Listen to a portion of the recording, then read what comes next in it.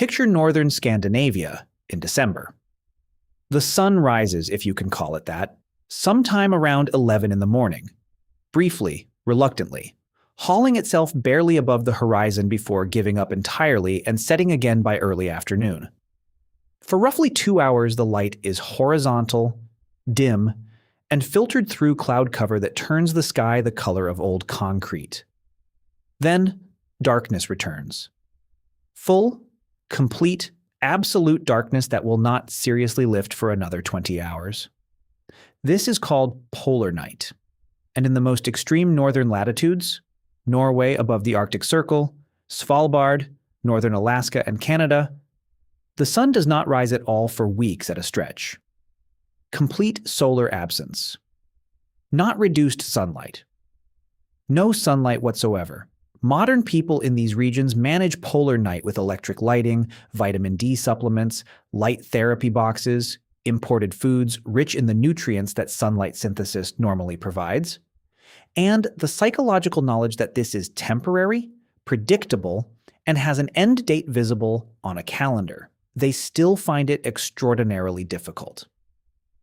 Seasonal affective disorder, vitamin D deficiency, despite supplementation, sleep disruption, immune suppression, mood dysregulation. These are not minor inconveniences in communities living through extended polar night. They are serious public health concerns managed with significant medical and social infrastructure. Ancient humans in the same latitudes had none of those tools. No electric light, no supplements, no imported tropical foods, no calendar confirming that the sun would return. Just the darkness, the cold, the months of biological stress that prolonged sunlight deprivation imposes on organisms whose entire physiological architecture was calibrated around the solar cycle that the polar winter temporarily abolished. And here is the part that makes this story remarkable rather than simply bleak. They survived. Not just barely, not just the lucky few. Entire cultures across generations, across millennia, thriving in environments where the sun disappears for weeks and sunlight is severely limited for months. The Sami of northern Scandinavia, the Inuit of the Arctic, the Yupik of Alaska and Siberia, the Yakut of northeastern Russia. These were not populations clinging desperately to existence. They were sophisticated, healthy, culturally rich societies operating at full function in conditions that modern people with far better technology find genuinely taxing. How? The answer involves evolutionary biology, diet, cultural knowledge, behavioral adaptation, and a relationship with darkness and cold that is so different from anything most modern people experience that understanding it requires genuinely reconsidering assumptions about what the human body needs and what it can adapt to.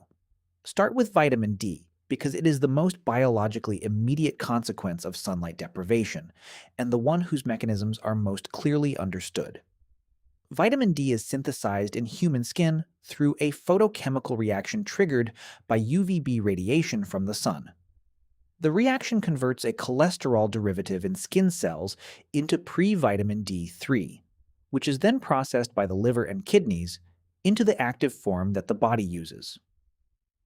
This synthesis pathway is the primary source of vitamin D in humans under natural conditions. Dietary sources of vitamin D are limited in most foods, and the amounts available from diet alone are typically insufficient to maintain adequate blood levels without solar input. Vitamin D deficiency produces consequences across multiple physiological systems. Bone metabolism is the most classically recognized. Vitamin D is essential for calcium absorption, and severe deficiency produces rickets in children and osteomalacia in adults, both involving soft, malformed, fracture-prone bone. But vitamin D receptors are present in essentially every tissue in the body, and the effects of deficiency extend into immune function, muscle function, cardiovascular health, neurological function, and mood regulation. Chronic vitamin D deficiency does not simply produce rickets. It compromises the function of the entire organism across multiple systems simultaneously. In equatorial latitudes, even relatively dark-skinned populations receive adequate UVB exposure year-round for robust vitamin D synthesis. As latitude increases, seasonal variation in UVB intensity becomes more dramatic. And at latitudes above approximately 50 degrees north or south, winter UVB levels drop to the point where essentially no vitamin D synthesis occurs in the skin for months at a time. Ancient peoples at extreme northern latitudes spent months each winter in what would register, by modern clinical standards, as conditions of virtually zero ongoing vitamin D production. The solution that evolution and cultural practice converged on was dietary, and it was elegant in its complete dependence on the specific food resources the Arctic environment provided.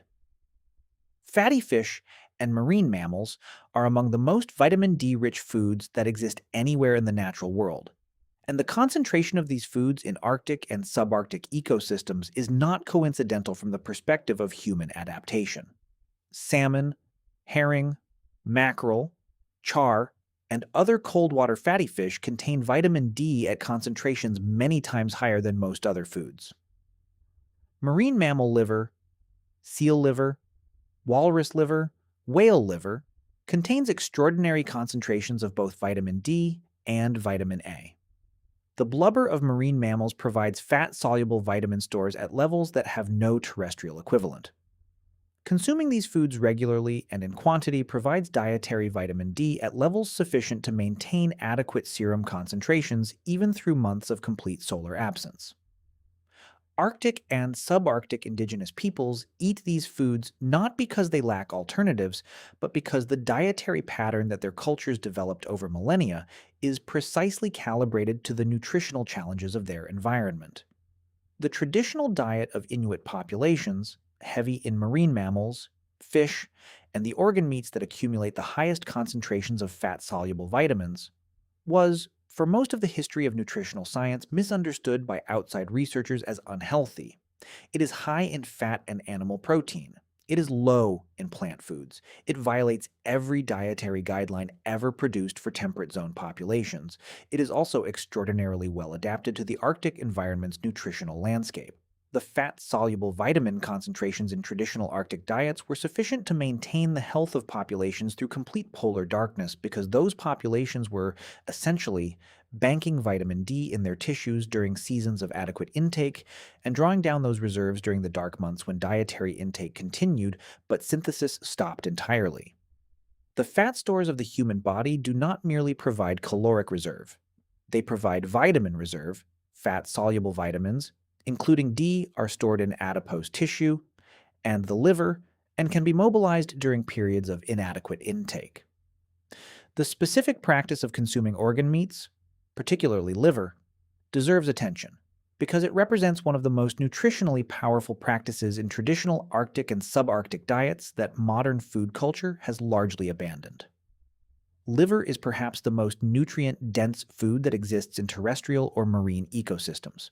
It concentrates fat-soluble vitamins at levels that muscle meat cannot approach.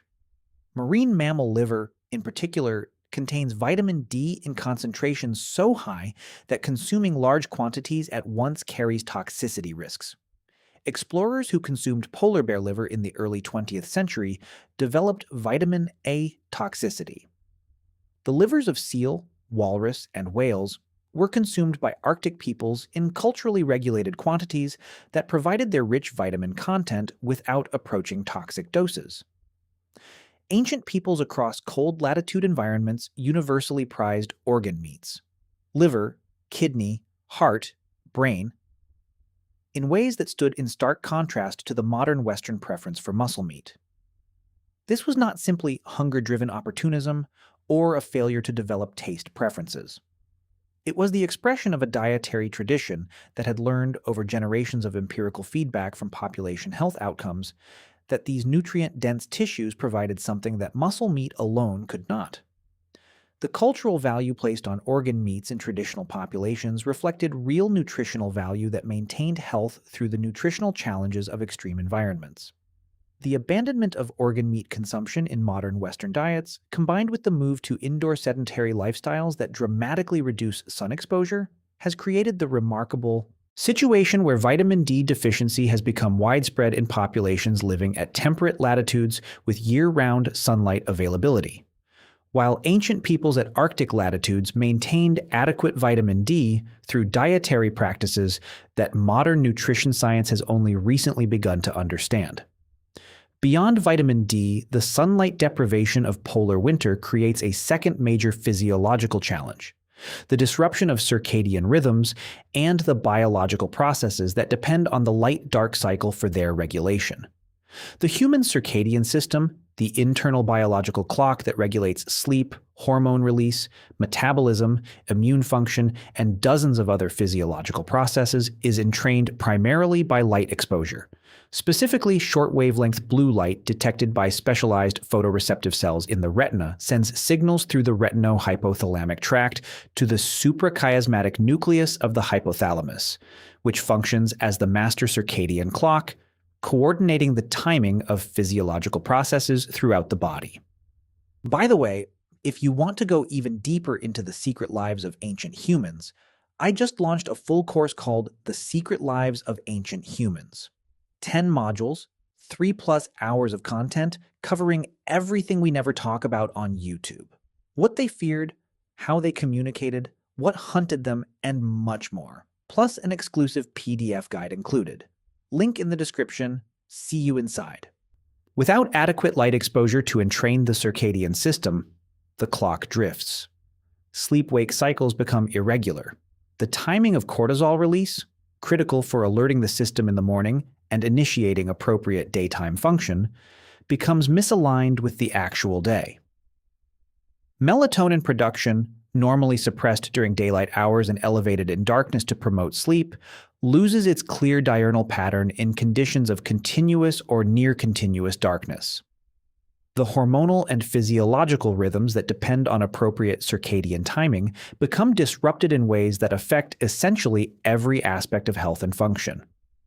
This is why seasonal affective disorder, a pattern of depressive symptoms that emerges reliably in winter months and remits with the return of spring, is so much more prevalent at higher latitudes, and why light therapy, which uses bright full-spectrum light to retrain the circadian system, is an effective treatment. The symptoms are not simply responses to bad weather or cold. They are physiological consequences of circadian disruption from inadequate light exposure. Ancient peoples at extreme northern latitudes managed this through behavioral and social adaptations that maintained circadian coherence despite the absence of the solar cues that normally provide it.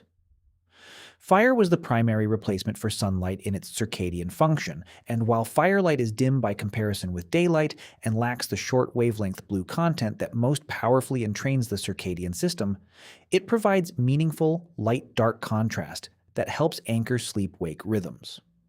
The cultural practices surrounding fire in Arctic and subarctic communities, the rhythm of fire maintenance, the social gathering around fires during darkness, the dimming of activity when fires were allowed to burn low, created a structured light-dark alternation that partially substituted for the solar cycle. The social structure of Arctic communities during the dark months, characterized by increased communal activity, storytelling, song, ceremony, and the intensive transmission of cultural knowledge that the dark seasons' enforced indoor time enabled, also served circadian function by creating regular behavioral rhythms that could substitute for light-based timing cues. Regular social rhythms, regular meal timing, and regular sleep schedules are recognized by modern chronobiology as secondary entrainment factors for the circadian system. Arctic cultures' dark season practices, read through this lens, functioned as a cultural circadian entrainment system. The genetic adaptation to low-light environments provides another dimension of this story. Evidence that natural selection shaped the biology of populations at extreme latitudes in response to the specific challenges of solar deprivation, modifying not just cultural practice, but biological function. Populations native to high latitudes show multiple genetic differences from equatorial populations that relate to the physiological challenges of low-light, cold environments. Skin pigmentation is the most widely recognized. The reduction in melanin production at high latitudes that increases UVB penetration for vitamin D synthesis under low-intensity solar conditions. But the adaptations extend further. Variants in genes involved in vitamin D metabolism and vitamin D receptor function show higher frequencies in northern populations, changes that may increase the efficiency with which the available dietary and solar vitamin D is processed and utilized. Variants affecting fatty acid metabolism are enriched in Arctic populations, reflecting adaptation to diets extremely high in marine animal fat. The genetic architecture of northern populations shows the accumulated evidence of thousands of years of selection in exactly the dietary and light environment their traditional lifestyles occupied. The specific variants affecting fatty acid metabolism in Inuit and related populations are particularly interesting. The extremely high fat content of traditional Arctic diets, far exceeding what most human populations consume, required metabolic adaptation to process efficiently. Variants that appeared to confer a disadvantage in most human populations, affecting how certain fatty acids are converted in the body, are highly prevalent in Arctic populations, where they appear to represent adaptations to a fat-dominated dietary substrate. The metabolic machinery of Arctic peoples was shaped by the diet that their environment required, which was in turn shaped by the vitamin and caloric challenges of their solar environment. This is evolution operating in real time on a human population under strong selection pressure. The documented genetic differences between Arctic populations and temperate latitude populations are not merely drift but functional adaptations to the specific challenges their environment imposed. Ancient humans who occupied extreme northern environments were not simply tolerating conditions they were biologically unsuited for. Over generations, their descendants became biologically more suited to those conditions through the same selective process that shaped every other adaptation visible in human biology. Psychological adaptation to darkness is the dimension of this story that is perhaps most underappreciated, because the modern framing of polar darkness as pathological, as something that causes seasonal affective disorder and requires treatment, may reflect a modern relationship with darkness rather than an inherent human vulnerability to it. Contemporary populations in the Arctic consistently report, and this finding recurs across multiple research groups studying different northern indigenous communities, that their relationship with polar darkness is fundamentally different from what outside researchers expect. The darkness is not experienced as absence, as deprivation, as something to be endured. It is experienced as a season, a different kind of time with its own qualities, its own activities, its own value. The dark season in traditional Arctic culture was the season of stories, of the transmission of the knowledge and mythology that constituted the culture's intellectual heritage, of the intensive social interaction that extended periods of forced indoor communal living produced, of the craft work, sewing, carving, weaving, tool production, that the summer's active outdoor subsistence left insufficient time for, of the spiritual practices and ceremonies that the dark season's introspective character made appropriate. This is not romanticization of difficult conditions. It is the recognition that human psychological relationship with environmental conditions is shaped by cultural framing as much as by raw physiological impact. A population that frames polar darkness as a dangerous absence of something essential experiences it differently from a population that frames it as a distinct season with its own character and value. The psychological consequences of the darkness are, in part, consequences of how the darkness is understood and what that understanding makes of the experience. The seasonal affective disorder that affects many modern people in northern latitudes may be less an inherent biological consequence of darkness than a consequence of experiencing darkness in a cultural context that frames it as deprivation, that maintains the expectation of full productivity and function regardless of season, and that has lost the traditional practices and framings that gave polar darkness its own meaning and structure. Ancient peoples with intact cultural frameworks for understanding and inhabiting the dark season may have experienced significantly less psychological distress, not because they were more stoic, but because their cultural context transformed the experience. Cave dwelling represents a different dimension of the sunlight deprivation question. The case of populations who lived in or regularly occupied cave environments where sunlight was entirely absent, not seasonally, but structurally. Archaeological evidence of cave habitation across multiple periods of human prehistory raises questions about how populations managed the health consequences of reduced sun exposure. Rock shelters, the shallow overhangs that provided wind protection and rain cover while maintaining access to daylight, are more commonly used habitation sites than deep caves in the archaeological record, suggesting that ancient humans were not as cave-dependent as popular culture suggests. But deep cave use for ritual and probably for seasonal shelter in cold periods is well documented, and the populations who occupied these spaces faced the same vitamin D and circadian challenges as high-latitude populations without sunlight. The management of these challenges in cave-dwelling contexts relied on the same dietary strategies available to Arctic populations. Consuming animal foods rich in fat-soluble vitamins, prioritizing organ meats, ensuring adequate access to vitamin D, rich foods during periods of greater sun exposure as reserves for periods of cave habitation. The fire maintained in cave habitations provided the light-dark contrast that partially substituted for solar entrainment of circadian rhythms. The fact that cave art, the most labor-intensive and symbolically elaborate cultural production of the Paleolithic, was created deep in caves, where workers spent extended periods in total darkness except for portable light sources, tells something important about ancient human cognitive and physiological resilience in no sunlight conditions. The painters of Chauvet and Lascaux worked in complete darkness by lamplight, sometimes for extended periods. Their biological function was adequate for extraordinarily skilled, attentive, creative work under conditions that would be considered a health emergency by modern clinical standards. The role of fire in compensating for sunlight across multiple dimensions — thermal, circadian, psychological, social — cannot be overstated when examining how ancient humans managed without adequate sunlight. Fire provides warmth, which reduces the caloric cost of thermoregulation in cold, dark environments. It provides light that partially substitutes for sunlight in its circadian function. It enables the cooking of foods that makes them more calorically and nutritionally accessible. It creates a social focal point that structures communal activity and supports the behavioral rhythms that serve circadian entrainment. It provides the psychological security of light in darkness that reduces the hypervigilance responses that complete darkness triggers in diurnal animals.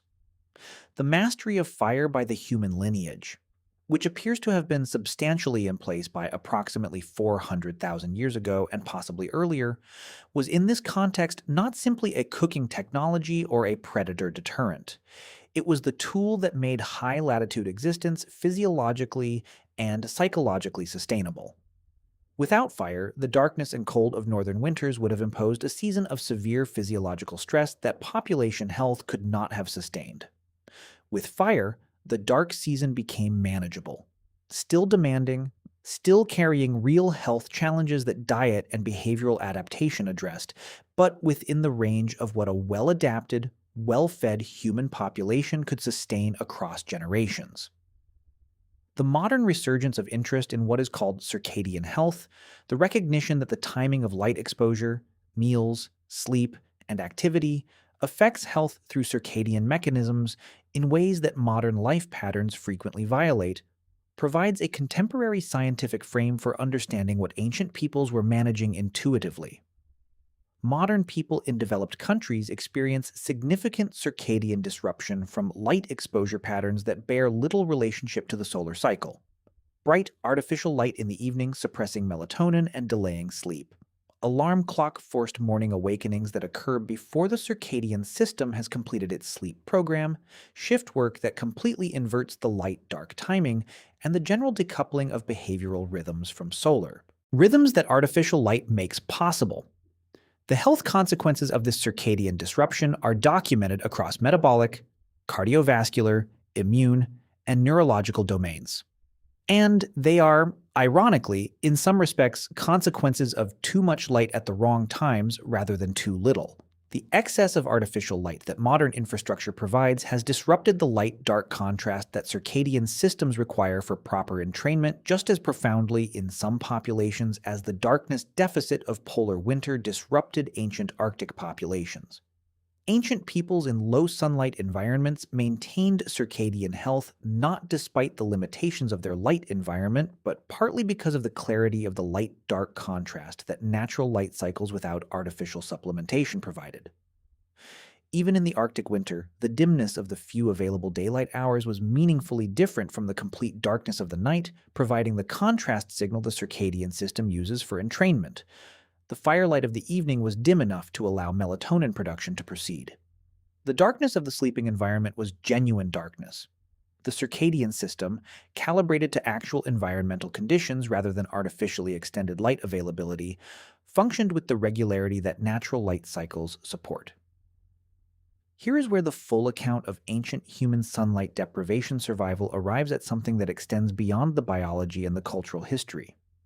Ancient humans survived without adequate sunlight through the integration of biological adaptation, dietary knowledge, cultural practice, and behavioral wisdom that addressed each dimension of the challenge: the vitamin deficiency, the circadian disruption, the psychological stress, with solutions so well fitted to the challenge that they sustained human health across generations in some of the most extreme environments on Earth. The dietary adaptation concentrated nutritional resources that substituted for solar vitamin synthesis in the specific foods the Arctic environment provided most abundantly. The cultural adaptation created behavioral frameworks that maintained circadian regularity through social rhythm in the absence of solar rhythm. The psychological adaptation reframed darkness from deprivation to season, from something wrong happening to something with its own character and value. The genetic adaptation shaped biological machinery to operate more effectively within the constraints of the specific nutritional and light environment high latitudes imposed. None of these adaptations required modern knowledge of vitamin D mechanisms, circadian neuroscience, or genetic selection theory. They required generations of accumulated empirical learning, the transmission of practices that worked, the abandonment of practices that did not, the cultural encoding of dietary traditions and behavioral patterns whose health benefits were visible in the well-being of populations that followed them versus those that did not. The polar night settles over the Arctic in November. The sun disappears below the horizon and does not return for weeks. And somewhere in that darkness, in a community that has inhabited this landscape for 10,000 years, people gather around the fire. Someone begins a story. Someone else begins to work on a piece of carved bone. Children fall asleep to the sound of voices. The darkness outside is complete. Inside, the fire burns. The community is fed. The darkness is its own kind of time. They know this. They have always known this. And that knowing, transmitted from generation to generation, encoded in diet and practice and story and fire, is what survival without sunlight actually looked like.